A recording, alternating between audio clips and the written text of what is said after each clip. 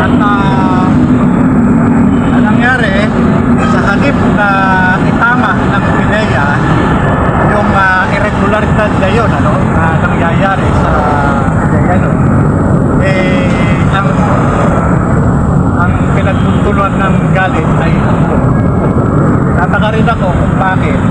Yung pala, dahil ito, doon sa kaso na naimbestigahan ko rin noong 2012 patungkol doon sa paggamit ng illegal na droga nitong si Bongbong Marcos at mga kasama.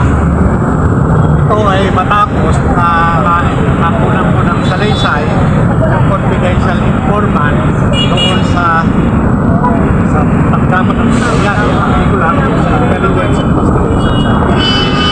At doon na, nagpakita siya ng larawan, 5 piraso ng mga litrato at iba't-ibang sa iba't-ibang pagkakataon. At yun nga, nung nakita ko yun, ito yung naging intention ko, kaya ako ay tinanggap ko yung kaso na sinusupok doon sa PIDEA. Napakasalimuot na nangyari sa akin dahil noong una hindi ko alam talaga may kaugnayan yung mga ginagawang pamangyarisyo sa akin, sa trabaho ko, pati doon sa pagsasampa ng demanda. Hindi ko alam na itong si Bongbong Marcos nasa likod ko. Wala nang nalaman itong pagkaroon ng ako nung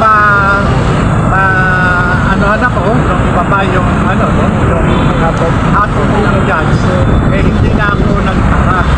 Sapagkat sa kabila ng kakulangan ng ebidensya ng prosecution para hindi na ako talaga nagtaka dahil nga sa influensya, kaya nga sabi ko nga ako